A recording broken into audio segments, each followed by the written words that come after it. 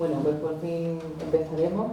Bienvenidos y bienvenidas a una tarde que, como le decía antes a una ateneísta, no es una presentación al uso, porque cuando está Antonio Manuel, lo que más esperamos es que haya una amable conversación, algunas veces encendida, siempre llena de sabiduría y con un acento maravilloso en andaluz, porque él es un hombre. Si alguien me pregunta quién es Antonio Manuel, pues es el hombre que piensa, que siente, que habla y que escribe en andaluz. Bienvenido, Antonio Manuel. Bien hallado. Hoy nos acompaña también Ezequiel Martínez. Los tres tenemos la suerte de compartir momentos a través de la federación y a través de otros momentos, porque también con la Fundación Sabia, que hoy está aquí Paco Casero, nos encontramos en muchas ocasiones allí cogiendo uvas, aceitunas, variando y esas cosas que nos enseñan y que es tan bonito. Yo quería empezar con un texto que escribió Ezequiel en su libro Transparencia. Transparencia, para quien no lo sepa, es un libro de entrevistas, porque hay aquí personas que no pertenecen directamente al Ateneo. Es una colección de entrevistas que fue haciendo a lo largo de muchos años y que ahora continúa con el 2.0. Aquí en esa, pues como protagonista de esas entrevistas tenemos a Paco, a Maripaz de la Nueva Hornada y por supuesto a Antonio Manuel. Ezequiel dice que Antonio Manuel nació en las Rodas del Río, en Córdoba, al mismo tiempo que se producían las revueltas parisinas de estudiantes en el 68. Y le pregunta por sus recuerdos de su infancia, de esa infancia en las Rodas. Y Antonio Manuel responde: me siento adulto desde el día que decidí seguir siendo un niño. Mi infancia no es un recuerdo, no forma parte de un desván, no siento melancolía al evocarla. Para mí la infancia es una actitud ante la vida, un estado civil. Todavía firmo mis cuadernos de trabajo con la misma dedicatoria de Miguel Hernández, para uso del niño Antonio Manuel. Me niego a perder la ingenuidad infantil, esa que permite creer en lo increíble y confiar en el otro. La confianza va a estar presente en este libro. Una confianza recuperada después del tiempo y una confianza que va a dar lugar al perdón y que me parece maravilloso. Él ha sido siempre una persona muy inquieta y ha hecho de todo en la vida, pero nos vamos a centrar en el ámbito literario, porque de inmatriculaciones ya he escuchado por ahí. ¿Vas a hablar de inmatriculaciones a mi Ateneo? ¿Vas a ir a hablar? Antonio Manuel, siempre estás hablando de todo, ¿no? A ver qué debería hacer. No, yo creo que no. Ah, es una pregunta. Perdón. Bueno, no sabía que era una pregunta. Muchísimas gracias de verdad a la Ateneo de Mairena por invitarme. Hace justo un año presentábamos esta novela en la Feria del Libro de Sevilla y me acompañaba Pablo, que es el que ha hecho posible que hoy vuelva a estar aquí junto a mi querida amiga y admirada Magdalena y mi querido hermano y admirado Ezequiel. Bueno, yo creo que cuando Ezequiel me preguntó por mi infancia y yo me declaré, confeso, un niño como estado civil, el niño es una aleación de un metal hecho entre la ignorancia y la inocencia. Cuando somos adultos solemos matar la inocencia, pero no la ignorancia. Y cuando somos niños intentamos matar la ignorancia, pero no la inocencia. Y yo intento, en la medida que soy un confeso adulto porque me declaro niño, intentar no perder la inocencia y en la medida de mis posibilidades ir aprendiendo cada vez más de las personas que me rodean. Cuando me piden hablar, bueno, pues intento ser lo más cabal, humilde y honesto posible con lo que yo he aprendido. Y en la mayoría de los casos, muchas de estas cosas que yo he aprendido son búsquedas. Y a mí me recuerda mucho cuando era niño y me metía en las cuevas de las faldas de mi pueblo a buscar la luz en la oscuridad. Y yo creo que esa es la actitud que debemos tener ante la vida, ¿no? Intentar matar la ignorancia, pero sin matar la inocencia. Tu infancia inevitablemente está unida a un Ateneo, como Sí. estamos ahora aquí, a ese Ateneo de Almodóvar que ahora tiene 100 años, pero es que sus fundadores, que no eran, vamos a decir, personas de cultura, como entendemos algunas veces, esa cultura tan importante que es la de la vida, lo popular, carpintero, zapatero. Entre esos fundadores estaba Manuel Alba, que era familia tuya. Sí, mi tío bisabuelo. Sí. Mira, has dicho la palabra cultura. Y yo creo que demasiadas veces confundimos erudición con cultura. Y hacer acopio de conocimientos y meterlos en un archivo con cultura. Yo conozco a catedráticos de universidad que son auténticos analfabetos. Y la persona más culta que he conocido en mi vida fue mi abuelo, que aprendió a escribir en la cárcel. ¿Y por qué? Porque la cultura viene de cultivar, viene de la tierra. Y hay una cultura que se transmite, pues no sé, con las manos. El otro día me contaba una amiga que, aprovechando que está aquí Hassan, que llevó unos dulces, unos pestiños que había hecho su madre a unas amigas que tenía en el norte de Marruecos, ¿no? Y entonces cuando se los regaló, le dijeron estas mujeres al probar los pestiños, ¿no? Dice, ¿tu madre es judía? ¿Tu madre es musulmana? Dice, no. Dice, pues sus manos dicen que sí. Y eso significa que hay una cultura que se transmite con las manos, que se transmite con la garganta, que se transmite con el alma, que es esa sabiduría popular de la que yo tanto he aprendido, por ejemplo, de mi padre. Cuando mi padre hacía cualquier cosa y yo le preguntaba cómo se hace, mi padre siempre me decía, yo lo hago así. Me parece una lección tan importante, no se hace así, yo lo hago así. Y esa transmisión de saberes que se ha hecho a través de las manos, a través de los sentidos, a través de la garganta, a través del alma, no se corresponde con quien ha escrito nuestra historia, porque no la han hecho ni esas manos, ni esa garganta, ni ese alma.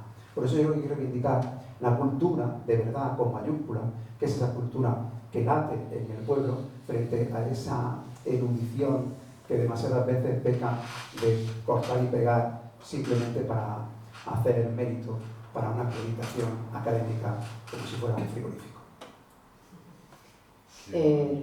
Con esos pestiños había parte de una huella que tú has reivindicado continuamente. Nos vamos a salir un poquito porque ya que te tenemos aquí, me apetece que hables de muchas cosas. Sí, la reivindico porque es necesario que nos demos cuenta de que pertenecemos a una cultura que es un palimpsesto de cultura, que es un agua de agua. Porque alguien ha escrito un relato sobre nosotros y al final no sabemos realmente quiénes somos. Mira, los seres humanos estamos diseñados hacia adelante. Las manos están diseñadas hacia adelante, los brazos hacia adelante, las piernas hacia adelante, los ojos hacia adelante. Pero paradójicamente no estamos diseñados para vernos a nosotros mismos. O sea, nosotros podemos ver a todo lo que nos rodea menos a nosotros. Para podernos ver necesitamos un espejo. Y cuando tenemos el espejo delante, ¿sabéis lo que vemos? Lo que tenemos detrás. De manera que fijaros la lección que nos ha dado la anatomía.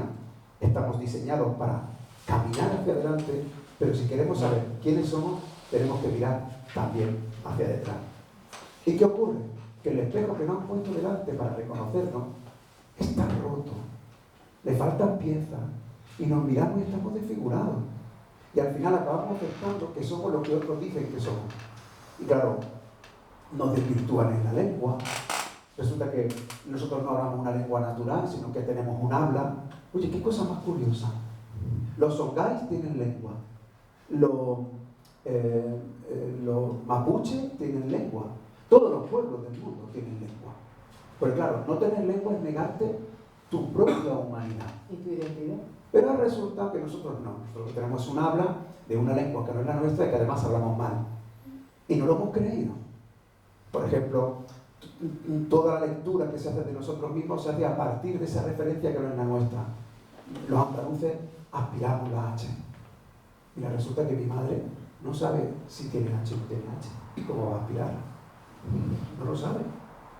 Es decir, hay una construcción, hay un relato en el que se nos ha negado lo que somos porque alguien ha roto el espejo y ha desfigurado el espejo. Porque yo estoy intentando, forma parte de mi vida, la reconstrucción de ese espejo. Reconstruirnos, limpiarlo, para que cuando nos miremos nos reconozcamos. Y me suele pasar que cuando voy por los pueblos de Andalucía, y no de Andalucía, también en el Levante, en Cataluña, en la Mancha, cuando yo voy y empiezo a contaros las huellas de la memoria, la gente se emociona y llora.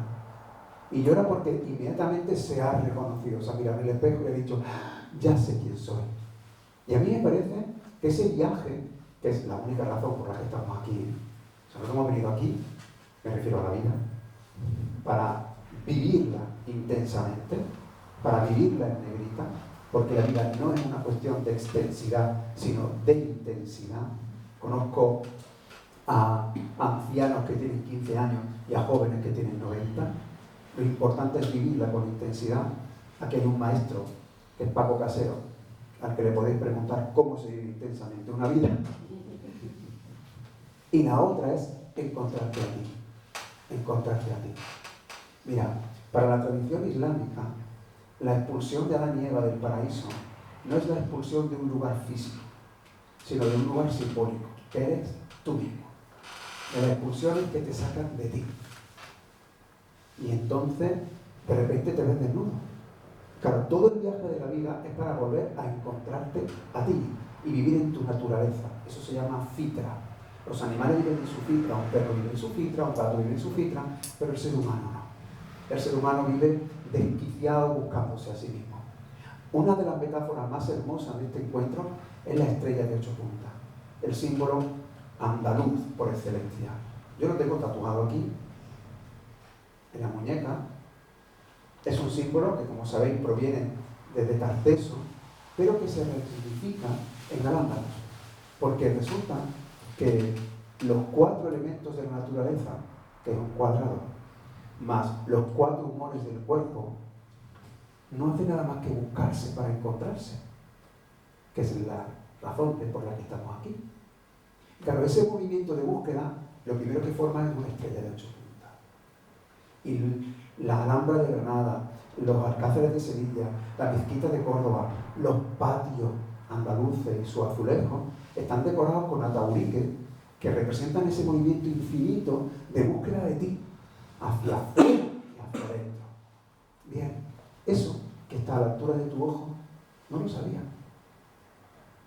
Explicarte el porqué, dar razón al sentido, en realidad te hace empoderado, porque te hace tú. Y bueno, esa es la búsqueda de mi vida, o una de las partes de la búsqueda de mi vida, y intento humildemente compartirla con los demás para que en la medida de sus posibilidades pues también se reconozcan en el espejo. Como veis, no era una presentación al uso, porque dialogar con Antonio Manuel es dialogar en muchas cosas. En este libro yo descubrí un barracito que hizo feliz a mi hija. Vaya. Porque mi hija durante años se pensaba que sus abuelos se equivocaban cuando decían: niña, ¿quieres un poco de gazpacho de jeringuilla? Y hay un capítulo que empieza: la noche de la despedida cenamos gazpacho de jeringuilla, unos huevos pasados por agua y brevas de postre. Por la mesa sin recoger, el pastor rezó como de costumbre antes de leernos unos poemas. El gazpacho de jeringuilla no es ninguna ultracorrección ni ningún error. Que va, una palabra bellísima del andaluz. Una palabra muy bonita, andaluza. Bueno, ¿seguimos por aquí? Sí. Mira, a ver, hay algunas huellas culinarias que tomarlas implicaban evidenciar la condición andalusí de quien la tomaba. Eso ocurrió en Andalucía, ocurrió en Castilla, en el Levante. Una de ellas son las salsas andalusíes. Salsa en árabe, corrígeme, es al-murrak. Es la raíz de la palabra almorraque, que es una de las formas de llamar a lo que hoy llamamos salmorejo y todos los variantes del salmorejo, por ejemplo en Extremadura. Mi abuelo también lo llamaba almorraque. Bien, ¿qué ocurre? Que el plato pierde el nombre para no evidenciar la condición andalusí. Pero todos beben de la misma familia. Por ejemplo, la mazamorra. La mazamorra, como sabéis, es la base del gazpacho blanco, ¿no? Pero en realidad es un plato bético que se mantuvo en Al-Ándalus y que cuando se aljamía, es decir, cuando tú escribes masa mora en árabe, sonaría algo así como mazamurra, ¿correcto? Luego la mazamorra es una masa mora. Salmorejo. Salmorejo no proviene de salmuera. ¿Qué tiene que ver la salmuera con el salmorejo? Por favor, de verdad. No sé si aquí en Mairena o en alguno de los pueblos de los que conozcáis jugasteis a una cosa bastante cruel e infame e indigna cuando éramos niños, que era hacerle un salmorejo a alguien. También se llamaba hacerle un gazpacho, o hacerle un agarejo, o un agareno, o un agahecho. ¿Sabéis en qué consistía? Que decía, vamos a hacerle un salmorejo a este. Y cogíamos a un niño, le bajábamos los calzones y con barro y con hierba se lo frotábamos por el prepucio. ¿Sí? Sí, alguien lo... Bueno, pues ¿sabéis cómo se llama en mi pueblo? Salmorejo. En algunos lugares, agarejo, agaén. Porque lo que estabas haciendo era ver si estaba circuncidado. Era ver si estaba o era judío o era musulmán. En algunos lugares a ese juego le llamaban echar los galgos del rey. Es decir, echarle los perros. Salmorejo, quien tomaba un salmorejo, evidenciaba también su condición andalusí. En Osuna se llama ardoria. Dice que proviene de que te dan ardores. A alguien le dan ardores cuando come salmorejo, de verdad, ¿eh? No, pero viene de abduria. Es que me encanta que estoy pasando porque es fantástico. Lo digo porque no es un dogma de fe. Tenemos a alguien que va a contrastar, ¿no? Abduria vendría a ser algo así como hacer grano, como majar, ¿no? Es así como algo así. Porque en realidad, ¿cómo se hace un salmorejo? Majando. ¿Lo ven? Así que tenemos la ardoria, tenemos el arranque roteño que viene también de almurrak, es decir, de salsa. En el norte de África lo que se toma es algo muy parecido que se llama albaisa. Y se llama albaisa porque está hecho de haba, igual que nuestro gazpacho de haba. Pero se llama albaisa porque proviene de Baeza, porque los trajeron los de Baeza. En realidad son las mismas salsas. Pero una de ellas es el gazpacho. Y ahora viene la sorpresa. Gazpacho es una palabra del romance andalusí. Es decir, de la lengua que se hablaba cuando se formó al andaluz, de la que ya se hablaba aquí. Gazpacho es la bandeja que se utilizaba en las misas paleocristianas. Y entonces, en ese gazpacho, en esa bandeja, pues uno echaba moneda, otro echaban un chusco de pan, y lo que se formaba era un gazpacho. Y ahora, cuando ese gazpacho resulta que es una sopa salobre, es jarak o juruk, ¿cierto? Y claro, jaraquía, jiriquilla, es la salobre. Luego, un gazpacho salobre, gazpacho jiriquilla, es un gazpacho jeriquilla. La jeriquilla es una palabra refugio, donde una palabra que pierde el significado, jiriquilla, es decir, salobre, es decir, una sopa de agua con sal, ¿verdad? Y de ahí viene gazpacho jeriquilla. Así que fijaros qué bonita la palabra, porque contiene una palabra del romance andalusí, gazpacho, que se ha utilizado también para denigrar a los niños, exactamente igual que el salmorejo, jeringuilla, que proviene de sopa salobre, que se refugia en una palabra que tiene sentido, que es jeringa. Y claro, si tú intentas buscar el origen de la palabra a partir de jeringa, pues no tienes ni idea. Para encontrar el origen de la palabra, tienes que rascar, buscar el palimpsesto, y entonces cuando descubre verdaderamente lo que está detrás. Nuestra historia, si queréis termino con esto y pasamos a otro capítulo, porque como veis, si me preguntáis, yo no puedo nada más que contaros. Y espero que os guste y que sobre todo que compartamos. Pero yo creo que es muy interesante que tengamos en cuenta que nuestra historia no es la de un roncel. Roncel es una palabra bellísima del gallego, que es la marca que deja un barco en el agua. Bellísima. Claro, es una marca efímera, pero es una huella. Pero ¿qué pasa? Que nos han educado con que nuestra historia comienza a partir de un roncel, que es la conquista castellana. Pero claro, la huella se va y el mar sigue. Tienes que ir hacia allá para encontrar la verdad. El otro día iba con una amiga, y termino, pero yo creo que os va a gustar. Iba con una amiga de Priego, de Córdoba, y entonces estábamos en San Lucas, se da la vuelta y se pega un golpe y dice, me da un lobino. Me da un lobino. Yo me quedé, digo, ¿lobino? Yo no conozco esa palabra. ¿Alguien conoce esa palabra? No. De nuevo voy a recurrir a Hassan, que de verdad que te lo agradezco muchísimo. Mira, todas las palabras en árabe, también las del árabe andalusí, son trilíteras. Y todas tienen 3 letras. Lobino, para quien tiene la mente ya pensando en nuestras raíces andalusíes, en realidad, como es trilítera, tiene la L, la B y la N. Eso es leche. ¿Es cierto? Labán. Labán es leche. Claro, miro en el diccionario de corriente y veo Labán y dice leche, dar leche, golpear. Ahora entendemos cuando decimos me da una leche. Claro, si tú intentas buscar el origen de me da una leche a partir de leche, entrarás en el mundo de las leyendas y de las invenciones en las que dicen, pues mira, esto va de que una mujer de Soria iba con un cántaro y se cayó.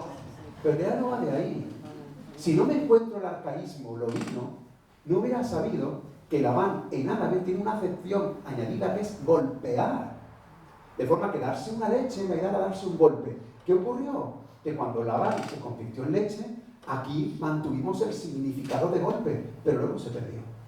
Así que dime si no tiene sentido que yo siga buscando en la etimología de las palabras, en los gestos, en la forma de cantar, en el aire, en la arquitectura del aire, esa huella que demuestra que somos un pueblo mestizo, milenario, y que nuestra cultura no tiene nada que ver con la genética, sino con un acervo que nos hace, como decía Ezequiel, caminar muy despacio, pero porque tenemos 4.000 años en la pata. Todo esto tiene un sentido, que parezca que no, que parezca que yo le he preguntado al azar, pero en lugar de enumerar todas las obras escritas que él tiene, he preferido que nos las fuera contando y que viajáramos a través de la huella morisca, y si ya entráramos en los hondos y en el flamenco ya nos podríamos perder. Por ahí no nos vamos a ir ahora, ¿no? Pero otro día. Pero sobre eso es sobre lo que escribe, además de sobre otras ficciones como esta. ¿Ezequiel? Bueno, os dais cuenta de que aquí no deberíamos de perder el tiempo los demás preguntando ni nada, porque se le deja a Antonio Manuel y es un poco abierto. ¿Alguna observación de lo que has dicho? En el metro que va de aquí de Mairena a Sevilla, bueno, en la Sevilla está la Roda del Río, o en el metro de Madrid o de Barcelona, de Valencia, de Málaga, hay unos carteles que especifican en unas puertas, en las puertas se ve en azul, atención, reservado para embarazadas, ancianos que se les ve con el garrotito, tal, niños. Tú te metes allí al metro y generalmente hay jóvenes de 20 o 25 años sentados en esos asientos. Yo no sé si ya se ha perdido la capacidad de leer y no han leído ni han visto lo visual, o es ya que entras, te sientas, coges ya la pantallita, que es un pretexto magnífico para no ver lo que hay alrededor, te metes ahí en ese mundo virtual y pasas del personal que tienes alrededor. Los mayores. Tú has hablado de los mayores, del respeto que deberíamos de tener a los mayores. Saramago, cuando le dieron el premio Nobel, yo lo he dicho una vez por ahí en alguna intervención y en algún libro que tengo escrito, Fijaros que cuando llega allí a Estocolmo a recibir el Nobel, podría haber dicho, pues, yo tengo tropecientos libros, la literatura para mí es una vida magnífica. Y empezó. Así empezó, ¿eh? El hombre más sabio que he conocido era mi abuelo Jerónimo. Él, no recuerdo ahora el nombre de la abuela, cómo era, ambos, cuando llegaban en las noches de invierno, recogían a los lechones que tenían en la pocilga y los metían entre las mantas, los metían ellos en la cama para que tuvieran calorcito y el animal no pudiera acaso morirse del frío. Y así empieza. Y luego acaba diciendo, mi abuelo, antes de morir, abrazó uno a uno a los árboles que tenía en la parcela que tenían de la finca o de lo que fuera. O sea, un canto al abuelo, tú también lo mencionabas ahora, el tuyo, a mí eso me parece maravilloso. Y ya, por el territorio tan magnífico que te ha, los meandros en los que te ha metido en Madalena, yo me voy a otro meandro, ¿no? Porque yo cuando conozco a Antonio Manuel, intimamos un poco, le dije en una ocasión, creo que lo recordará, a mí me recuerdas mucho, o creo que tú tienes mucho, de otro personaje muy famoso que tuvo Andalucía y que nació en Granada, Federico. Y él está entrando desde hace tiempo por ahí, por esa vida, Federico. Ahora, si le habéis oído hablar, me recordaba a mí, alguna manera de hablar, Antonio Gala, y posiblemente a Federico. Federico no lo hemos oído, tenemos una grabación por ahí al piano, pero no tenemos la voz de Federico. Pero seguramente que si pudiéramos oír la voz de Federico, Antonio Manuel va por ahí. Bueno, ¿por qué digo esto? Él ha estado reciente en Cuba, además de lo que hemos dicho, se ha metido, o le han metido, a director de películas y al guionista. Y tiene una película que la vamos a poder ver, yo os lo anuncio ya, la vamos a poder ver aquí en Sevilla, que es Lorca en La Habana. Él, junto a José Antonio Torres, es codirector, los dos codirigen, y el guión es tuyo totalmente, pero es que además se ha puesto a componer la música de Lorca en La Habana. La van a proyectar el sábado 8 de noviembre a las 21:30 dentro del Festival de Cine Europeo, creo que es en el Teatro Alameda. O sea que si tenéis la oportunidad, acordaros, 8 de noviembre, 21:30, Teatro Alameda, Festival de Cine Europeo, y allí se exhibe esta película. Pues todo esto, ¿para qué? Háblanos de Lorca y cómo tú, en el espejo ese fracturado, y cuando lo pones y ves por detrás y por delante, ¿qué ves en Lorca, no? Y te ves relacionado con el gran poeta. ¿Y qué hay ahí de Lorca que viene a ti para mejorar tu condición de poeta y de humano? Bueno, antes que nada pido disculpas por ese plural majestático de Ezequiel. A mí me da mucho vértigo que me compares con Federico, de verdad, y lo siento realmente apabullado. No. Pero sí que es verdad que Federico es otro de los referentes de mi vida, igual que entiendo que para muchos y para muchas de vosotras, ¿no? Lo que pasa es que Lorca en La Habana me ha abierto las puertas de otro Federico, al que yo no conocía, lo reconozco.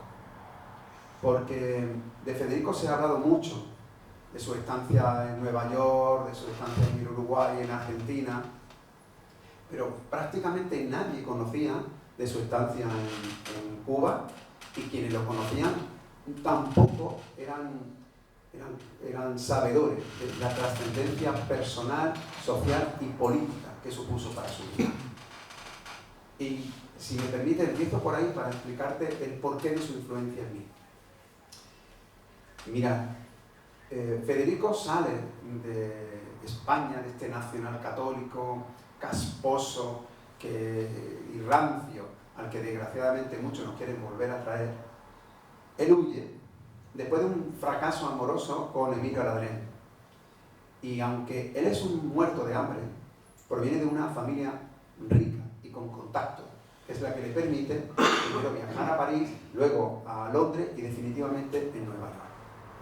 Pero cuando él llega a Nueva York, le ocurre dos cosas. La primera es que no llega a conectar con su cultura.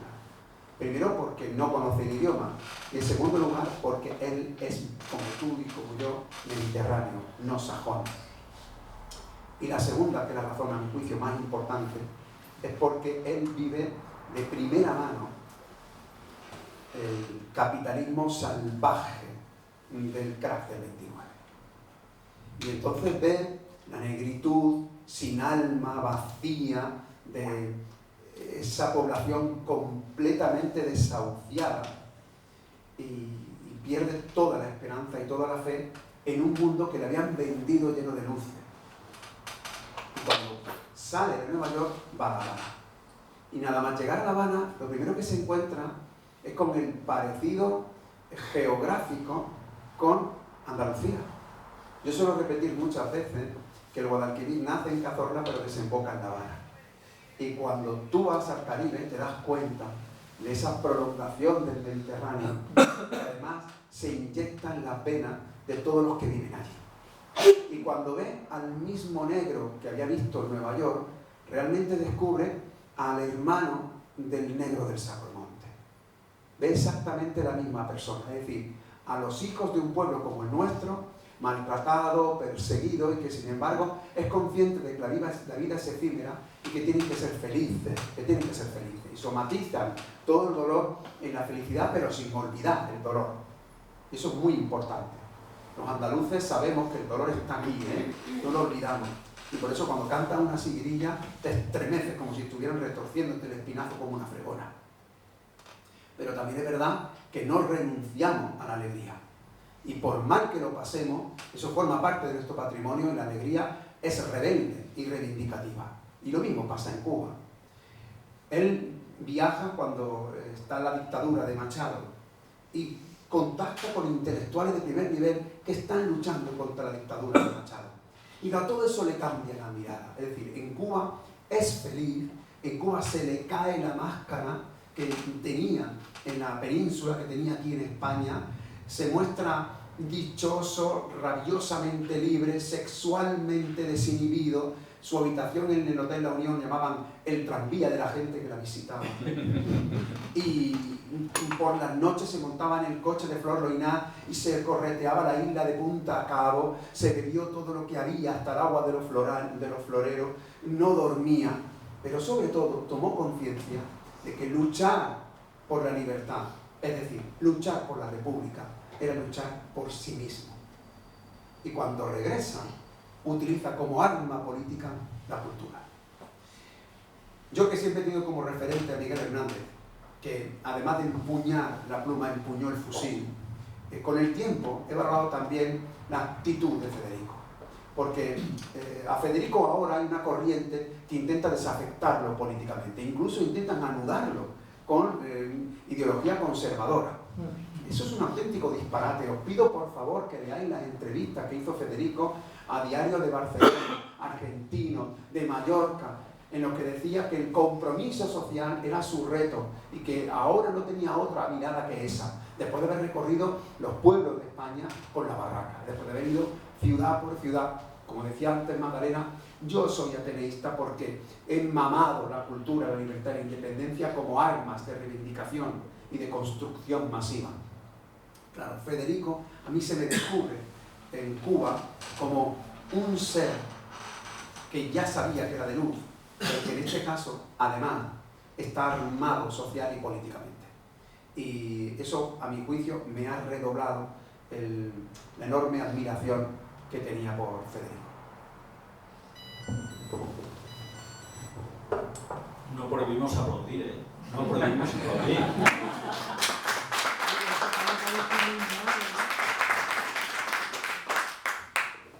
Me llamaste igual que la vida hizo contigo, pero no me cuidaste de la misma manera. No que yo recuerde. Así empieza la novela que tenéis aquí esta noche, Tu nombre mío. Y concluye, no lo voy a decir. Se han puesto nerviosos los dos. No. Vale, esperar, no lo voy a desvelar. La novela sí lo puedo decir que se puede leer en una tarde o en una noche. Te metes en la noche y a una hora de la madrugada, a las 3 o tal, yo creo que te pones a dormir porque ya te la has leído. Se lee muy bien. Los capítulos son muy cortos. A mí me gusta mucho cómo escribe Antonio Manuel, porque escribe muy bien. Frases cortas, muy directas, y sobre todo moja la pluma en los sentimientos del hombre y de la mujer. Claro, lo que aflora ahí es mucha verdad, mucha sabiduría popular, no sabiduría de cátedra, no sabiduría universitaria, sino mamada del pueblo.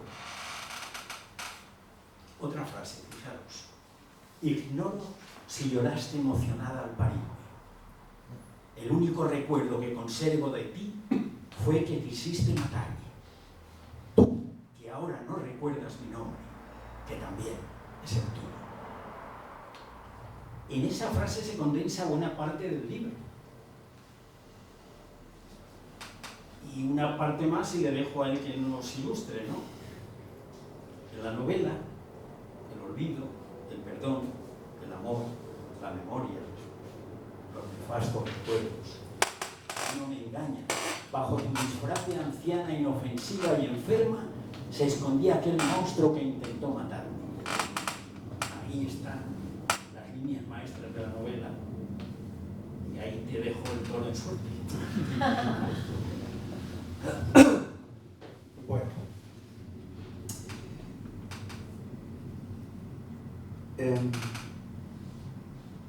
Esta novela, que tiene 100 páginas, en verdad tiene 1000.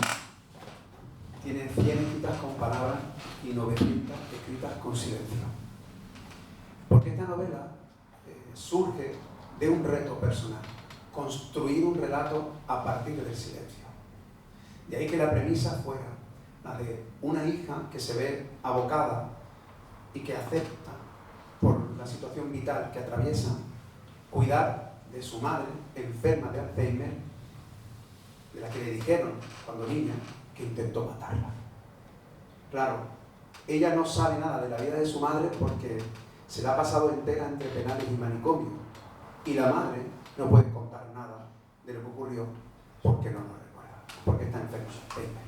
Y a partir de ahí tienes que construir una novela. Para mí ese era el reto, escribir con silencio. Porque el otro día me entrevistaron en Canal Sur y la periodista me dijo: hola, Antonio Manuel, el de las mujeres. Mira, me dio tal alegría. Me llamó Antonio Manuel, el de las mujeres. No es la primera vez que me pasa que me dicen que soy capaz de encarnarme pellejo adentro en las mujeres. Ya pasó en La luz que fuimos, lo he hecho más veces, pero aquí especialmente, porque las protagonistas son mujeres. Pero son mujeres porque mis mujeres, las mujeres de mi vida, especialmente mi madre, mi abuela, mi esposa, es que han transmitido la memoria de lo que somos a través del silencio. Es que no hablaban.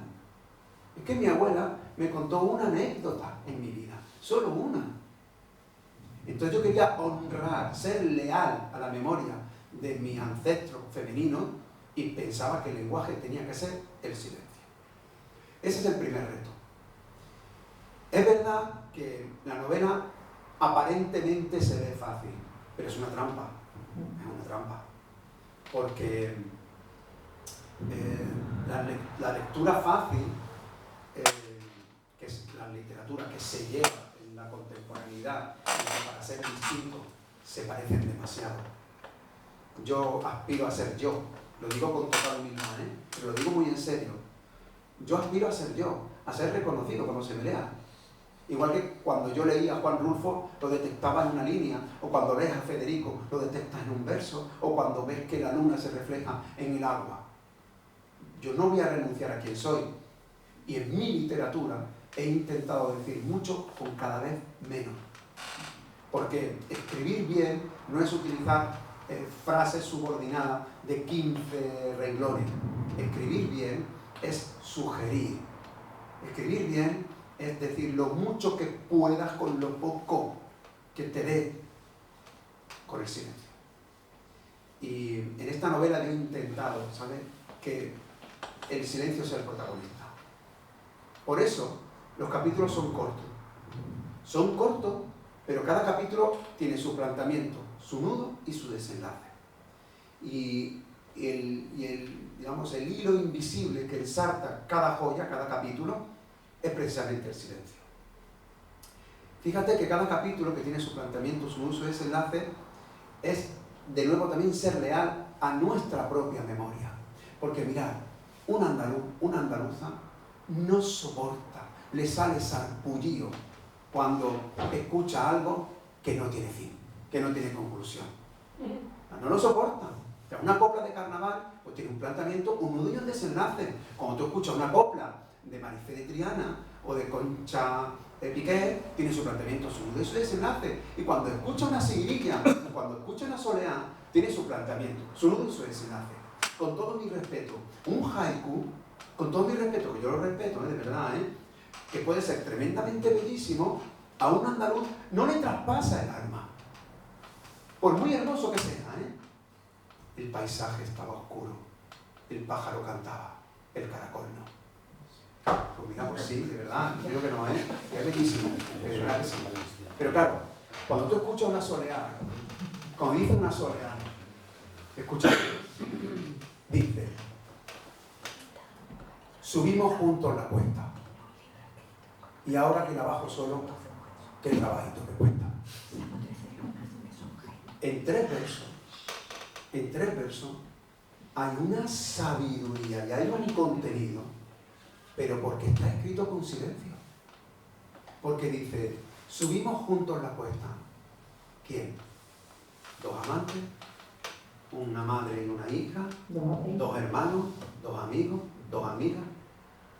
Subimos juntos la cuesta.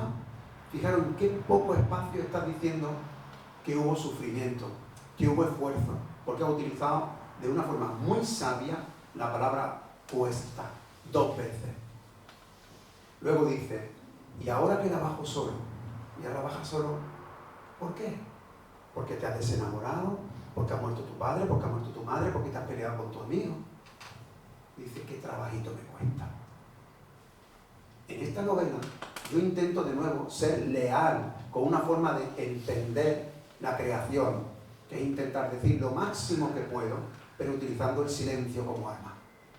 Hay un capítulo hermosísimo de Alfanui, que es esa novela que a mí me marcó tanto en la infancia, en la que un pastor estaba tocando una flauta en silencio en mitad de la tormenta.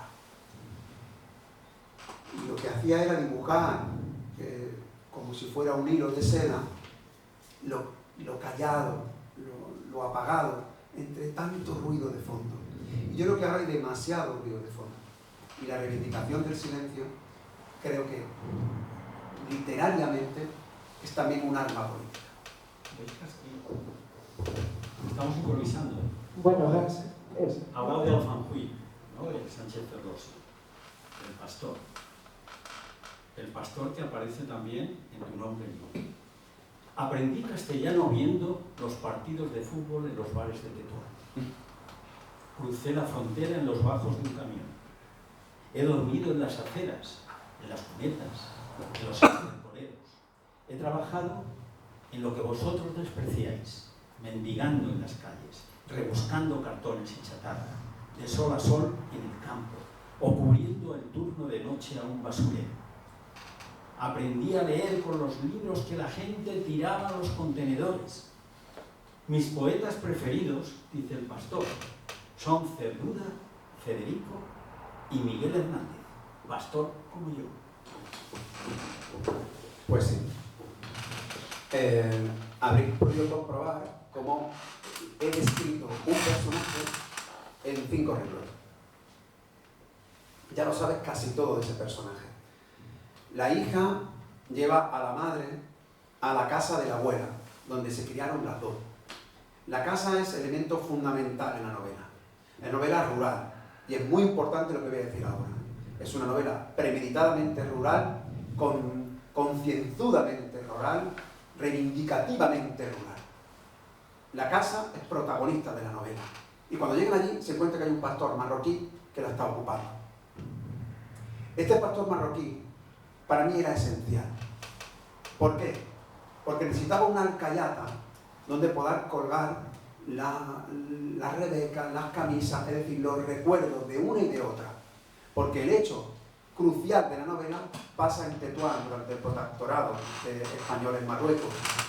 Y lo he hecho premeditadamente también allí, porque allí se tuvo la libertad que, por ejemplo, en España no se tuvo, los españoles. Y eso es muy importante. Y porque necesitaba también escribir otro personaje que saldrá, que es el padre, que es un personaje autoritario, y tenía que dotarlo de muchísima fuerza autoritaria y quería hacerlo con 2 trazos. Y me servía el ubicarlo también durante el protectorado marroquí. Pero verdaderamente importante de este pastor es que es el más culto de toda la novela. El más culto con muchas diferencias, por muchas razones. Primero, porque ama y cuida sin esperar nada a cambio. Y el cuidar sin esperar nada a cambio es, sin lugar a duda, el mayor rango de inteligencia y de humanidad que yo he aprendido de las mujeres de mi casa. 2, porque aprendió castellano. 3, porque aprendió leyendo poemas que nosotros tiramos a la basura. 4, porque sabe hablar la lengua que pone nombre a tu pueblo, al Jarafe, y el que pone nombre a la Alhambra, y a la Mezquita, y al Mulhacén, y al Guadalquivir, esa lengua de la que nosotros y nosotras somos tan analfabetas. Y ya por último, es sobre todo el más culto, porque sabe leer la tierra. Porque sabe leer la tierra.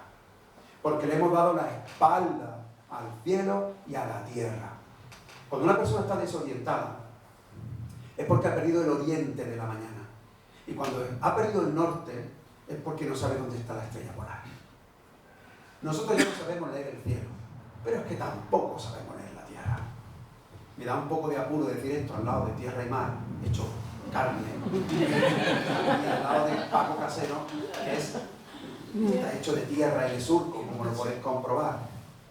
Pero es que estoy diciendo algo que creo urgente. Hay que cuidar el alma y la piel del planeta. Es lo más urgente que tenemos. La piel, es decir, la tierra misma, porque nos estamos quedando sin ella. Y nos estamos quedando sin ella a fuerza de darle la espalda. Porque, mirad, cuando yo era chico y yo iba a mi colegio, yo iba al convento, que era el lugar donde estudiamos todos los niños, mis amigos, unos eran de la calle Iglesia, otros eran del Olivar, otros eran de las Casas Baratas, pero otros eran del Cortijo de los Trances, otros eran de La Reina, otros de Cabeza Pedro. Es decir, eran de una geografía rural que tenía su toponimia y que tenía los nombres rurales que pertenecían al pueblo. Hoy mi hijo no sabe ninguna de esas ubicaciones, porque ya no hay nadie que viva allí. Y claro, si nadie vive allí, nadie lo nombra. Y lo que no se nombra, no existe. Pero es que además, los que vamos allí, vamos a un parque temático. Y paseamos y hacemos senderismo. Y paseamos al lado de arbustos que no sabemos cómo se llaman. Pasamos al lado de árboles que no sabemos cómo se llaman. Y con suerte, si sabemos cómo se llaman, no tenemos ni la más remota idea de para qué sirven.